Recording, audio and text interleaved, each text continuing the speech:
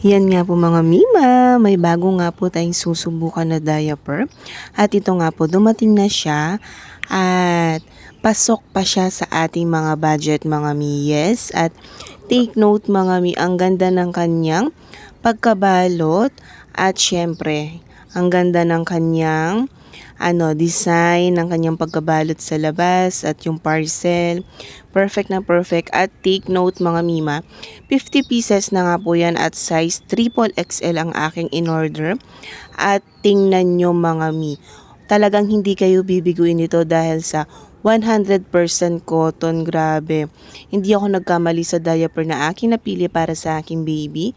At ang ganda pa ng kanyang design at ng kanyang garter. Yes mga Mima, hindi siya basta-basta na mapupunit at yung kanyang garter din sa side by side, ang ganda ng kanyang quality.